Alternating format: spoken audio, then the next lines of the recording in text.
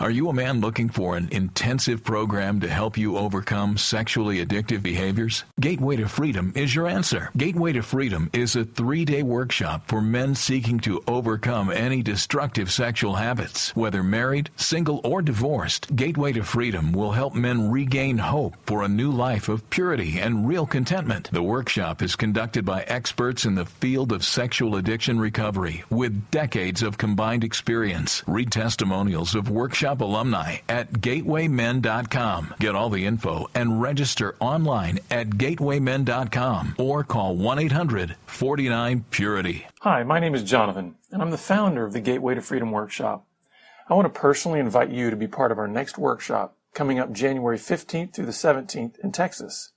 So call us today at 210-822-8201 or visit gatewaymen.com.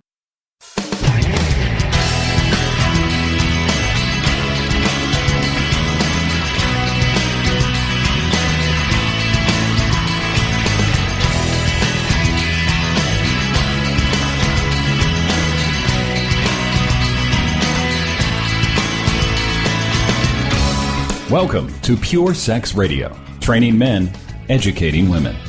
Are you ready to get real and start living each day in purity? This dynamic program is designed to educate, encourage, and equip listeners with the tools necessary for living a life of sexual purity. Pure Sex Radio brings you the best in mobile talk radio. Listen to real-life struggles, learn how to overcome lust, pornography, and sex addiction, and get serious about purity. Your hosts for Pure Sex Radio are Jonathan Doherty and Stephen Cervantes. Jonathan is the director of Be Broken Ministries and founder of the Gateway to Freedom Workshop for Men. Stephen is the founder of the Hope Counseling Center. Visit us online at puresexradio.com. And now, please welcome Jonathan and Stephen on Pure Sex Radio.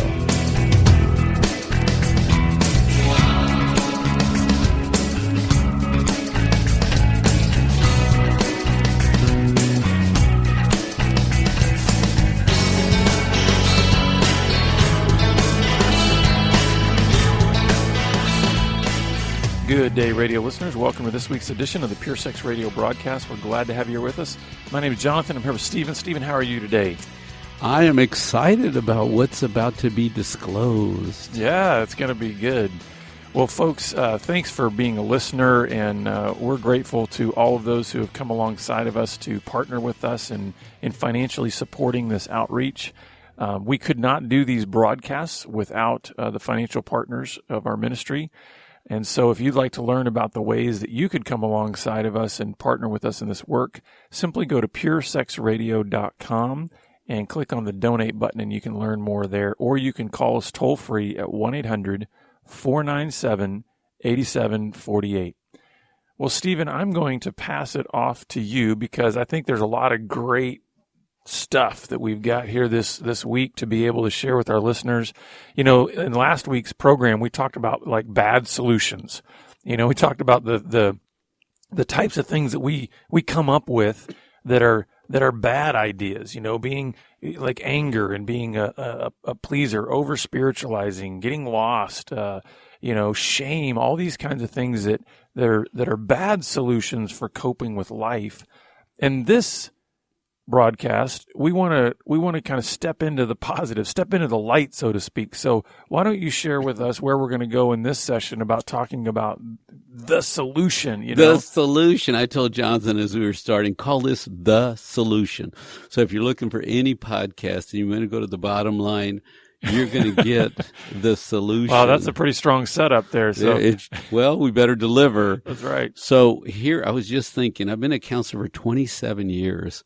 I love it. I love studying people, learning about how people think, what works and what doesn't work. And I'm about to tell you what I've learned. So settle in, folks. It's going to be a great show because you're going to see some things that should be working well in your life that may not be. But if these work well, then you get to have a rich, emotional, satisfying life. So I will assume you're already having a job, you pay your bills, you're an adult, you're doing very adult responsible things. We're not going to waste any time going over those things. I'm assuming you're a functioning adult who's participating in life. But what I would like to ask you to do is to review your emotional system, because we see weaknesses in men with addictions that are really representative of weaknesses across the board. Mm-hmm. So I'm going to introduce 5 topics. And here's number 1. And some of these you're going to go, oh, yeah, I already do that. Wonderful. Let's go through 5 and see how you do on all 5 of these topics. Number 1, rest. Just be at peace with yourself. Be still. Be quiet. Sort of get the order right. God is God and your creation, and you're a part of his creation, his program. Walk out today with a sense of peace and rest. When I was doing group early on, learning about addictions, man, these guys were busy and doing and stressed and angry and confused and in pain and like they're behind trying to catch up all the time, and they make a mess like it's a solution. It creates more problem and they run harder, and there was no rest. So I brought a bunch of elders come in. I said, come in, and older, wiser men teach us about rest, because we don't know how to do it well. Look at this group. Everybody's just scrambling like crazy. And so that was the beginning of a journey to try to understand rest and how valuable it is to quiet yourself. So much noise, so much business, so much to do. And as you get older, it gets worse. There's more things to do that you didn't see as a kid that existed. There are more people with more sickness. There are more problems at more levels. You got to rest, folks. And I'm glad you're expounding on that a little bit more, because I think sometimes when we just see the word rest, I think we struggle with that, especially in our culture. We look at it in maybe the way that it's not really intended to be. For instance, we might see rest and we say, oh, I need to get more sleep, right? And it's like that's such a minor component, I think, in this overall idea of rest. Sometimes people see the word rest and they immediately think recreation. Oh, when I go on a vacation, right? And it's like, no. It's almost like I think of rest as, to me, the synonym that I try to use most often with rest is stillness. And I think that can be emotional. I think that can be physical. I think it can be spiritual in terms of stillness. Am I bringing my emotions into stillness? Am I quieting them down? Am I bringing my body into stillness? Because Stephen, if you think about it in our culture, how many people could say, I have margin enough in my life, and I'm guilty of this myself. And so, I mean, I'm in a crazy season of my life right now, and this is a great message for me. And the last one was crazy. Yeah. And the one before that Right. was crazy. Yeah. And so part of this idea of rest means that it's not something that you can passively pursue, but you've got to actively, and this sounds almost counterintuitive to the idea of rest, you've got to actively pursue stillness, quieting your soul, quieting your body, so that you can actually get what I would call quality rest. Because you know what? There are people that are getting enough sleep at night and their lives are absolutely not at rest. Yes, and I would add to what you said, you can do it in a minute. You could do it in your office. Just repeat the word rest. Rest, rest, rest. Quiet, body be still, mind be still. Rest, rest, rest. To bring the whole system down, because we're running and pushing. And if you don't have good sleep and you live in this culture and the traffic is bad and there's 10 things to do, when you get up, you're already behind. Mm-hmm. And when you go to bed, there's more to do. And so I'm saying, be still for a moment, a prayer. And if you can expand it to 3 minutes, great. But try resting, saying the word rest, practicing rest, doing restful things, and do it with your spouse if you're married. And I would even suggest this on a very practical level. And this, I don't want to, we don't want to just add more things to your plate. But, when I started realizing that rest was important, also when I started realizing that there are certain key relationships that we'll get into this in a minute, but that I needed to prioritize, I had realized that there were certain things that I would put on my schedule. And if it was on my calendar, it was going to get done. You know what? I put rest on my calendar. Oh, that's good. And that's just a practical, listen, if you've got a calendar or you've got some sort of day plan or something that says, man, whatever's in there gets done. Well, you know what? Put rest in there. so you can ensure it gets done, because it's not going to just happen on its own. I've learned that in my life. You don't just wake up one day and go, oh, wow, guess what? All of a sudden I've got rest. No, you have to actually, and it sounds weird, but you have to engage the discipline of rest. Okay, number 2, we got to keep moving here. Number 2 is grieve. Most of us don't know how to grieve, and grieving is essential. Grieving is a part of keeping your system working well. So remember, there's 3 emotions if you just want to make them real simple. Somebody came up with this, not me. Mad, sad, glad. Right? Mad is anger, upset, irritated. Sad is grieving. And grieving helps readjust the system, because sometimes grief goes with loss. I lost my job. I lost my health. My kid lost their health. My car broke down. I lost. All day long, we're challenged with losses. And so do you grieve to capture your system and put it in the right place? Somebody's telling you a sad story. Grieve with them. And sometimes people go, well, don't be sad, be happy. Well, fine, be happy when it's time to be happy. Right. But when they're sad, be sad and let them do their grief work and move on. We just don't teach grief.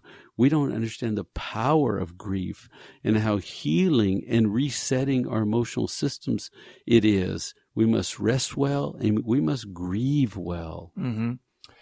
And I think it's hard. I mean, I think it is very hard for many of us to just accept the reality that losses are part of life. All part. We typically think of grief only associated with death, right? Mm-hmm. And yet I like the way you described it. It's really about loss. And so we lose that job. We lose that small group that we used to be part of. Even a birthday party we didn't get to go to, right? Somebody didn't throw my party, and so I lost a birthday party because somebody was sick. I lost. And I think of it this way too. If you break down life into seasons, even the transition from season to season, there's a loss there, right? Absolutely. You graduate high school, and what happens? You say, we're going to be friends forever. Yeah. And then just let time go by, and you have to grieve the fact that we're not in that same kind of place or relationship. I love what you're saying, because grief is happening all the time, and people are not capturing it. Friends move away. Mm-hmm. Somebody promised something would happen that doesn't happen, and we have this loss, right? Of life interrupts to reset, and it's the griefs, I think, and we just skip over them and say it's no big deal, or get over it, or don't be sad. Other people get nervous when you're sad, and they get weird. No, I'm just going to grieve for a few minutes, do my healing work, and then I want to get on. It is a powerful, powerful emotion that is missed often. And the beauty of grief is that it keeps you from 2 extremes. It keeps you from just having this buildup of anxiety and sad, almost a bitter sadness, and having this false expectation that you should have no losses in your life. And it also keeps you from getting bogged down and tied to whatever the losses were. That's right. We it grieve sets you free to release them. Thank you for that point. We grieve to move to the next thing, because if we don't grieve, we're stuck having a loss. We grieve to release our loss and move through them. That's a very powerful point. Thank you. So number 3 is play. Just play. Life is serious. All around us, there's terrible things happening near us and around us in our community, to other people. But look, there's plenty of things to play and celebrate. Smile more, laugh more, giggle more, have fun. Go exploring and play on the journey. Be silly, tickle somebody. Somebody brought me this little plate, and it said, "Dear Santa, I have issues." And I just laughed. I thought, that is really good. And somebody was playing, and they shared their play with me. And so we got to slow down. Life is hard, and it's full of serious things. We got to have some play in our day. That's good. I have to admit, Stephen, this is my weakest area. I struggle with play because I can be so, it's not like I can't be a fun guy. But in terms of the play, I feel like I grew up an adult, and not necessarily because my parents were pressing me into that. I just was always looking forward. Like, I want to be I want to go to the next stage. And in some ways, I struggle in this area of play. And it's one of the areas that I've got the most work to do in terms of growing, because it's almost like I have this subconscious idea of play as wasting time. There could be so much that's getting done. Yes. And I love what you're saying. Life is passing, and there's much to do, Right. and souls to save, and hurting. Right. Keep going. And that's why I like the way you're framing this up, because I think Jesus, even within his work and ministry, Right. brought an attitude of play. For instance, I believe that every time he healed somebody of their leprosy or their blindness or their being lame, I don't believe he did that without a smile on his face. I think there was even a joy and a playfulness within that I think he celebrated with them the joy that came from the healing. So I think play isn't necessarily something also that you have to think of like, okay, now let's go have our play time. I think it's more of incorporating an attitude even within of lightheartedness. Yeah, saying of the world is heavy anyway, right? Can we still be kids in our Father's house? Think of it this way, when we do the workshops. Now we're dealing with a heavy topic. Yes. In the deep crisis that men are dealing with. But what is something that permeates that weekend, especially by the end? Isn't it laughter?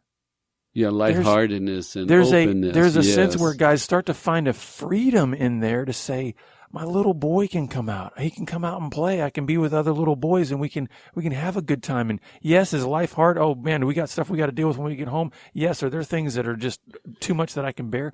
But I can still have moments even within that are playful. Yes. And so I would encourage you to be silly a little bit, be playful, cut up a little bit, because the heaviness sort of weighs on all of us. Mm-hmm. And who doesn't like a smile? And who doesn't like somebody laughing? Sometimes in my family, a daughter will start laughing, then I'll start laughing, then the other. And after a while, everybody's just laughing. And it doesn't make any sense. We're laughing about laughing, but it's just the lightheartedness because life is happening and life is intense and serious. And I really think about being in the garden and children exploring the garden and a giant playground just for us to go laugh and play and jump and run and enjoy one another. And I do think play gives you special connections with those you have the deepest relationships with.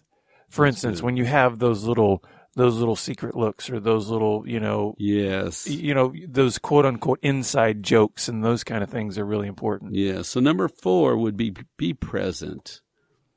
So what does that mean? It means really be present. They're using a term called mindfulness. Pay attention to what you're thinking, because if you're planning a solution to my problem and you stop listening, then you're not being present. Because when I start talking, you got to listen to me till the end to really know. And some people get confused, and I'll just teach you something here. Whatever the first thing somebody says is not usually the problem. It's the second and third thing. But they'll tell you one thing. It's a test. Are you listening? Do you care? I'll give you a little problem. And if you do well on the little one, I'll give you the big one. But you don't get the big one at first. So you got to listen to me. And if I'm sad, stay present. If I'm mad, stay present. If I'm glad, stay present. Stay with me instead of doing some goofy stuff in your head of arguing and getting mad, and just hear my life. I'm telling you about myself and my life. Even if I'm talking about you, it's me telling you something. Mm-hmm. And I think the reason I think this one is so important as a solution, especially in the context of our ministry, is that one of the fundamental shifts that has to take place for a person who's drowning in some kind of sexual brokenness is the shift from being isolated and disconnected to actually being present and being in community. Because, we hear this all the time from family members of maybe the men that we're serving, is from a wife or even from children that will talk about their childhood and say, well, listen, Dad was always physically present, but he wasn't there. Right. He was somewhere else in his mind, or he was, so it's that idea of bringing your whole being into the environment that you're in, not just being the guy that says, I bring home the bacon and I'm here, I'm in the house. It's like, well, no, it's more about connectedness. It's more about saying, are you Are you present in the relationships? When you're at work, are you connected there? When you're at church, are you really connected? Yes, that's excellent. So what you just said was your being here is my present. Mm. Your being present is a present to me, Mm-hmm. right? And if you're disconnected, it's sort of a disrespect, a devaluing of me. Yeah. And think about that, because isn't that another fundamental shift that we are encouraging people to have, is a shift from self-focus Yes. to others focus. And, we're even told that in the scripture that we should consider others' needs more important than our own. Our needs are important, but we should consider others more important. So the idea is not being so self-focused, but actually being others focused. And we do that by being present. Good. Okay, so the last one, and we're going to pull, there's like 4 sub-points of the last one. Mm-hmm. But number 5, in terms of making sure that your emotional system is working in a healthy way. We're assuming everything is working. We're working in your life as far as job and food and clothing. This is only about, are you doing emotionally healthy things so that you can reap the fullness of what your Father has for you in terms of your emotional life? And these are all things you have control over. You don't have to say, well, I don't know, or somebody's sick, or they don't, whatever. No, you work on these. You rest, you grieve, you play, and you practice being present. So the final one is growth. To have a growth orientation. I want to grow.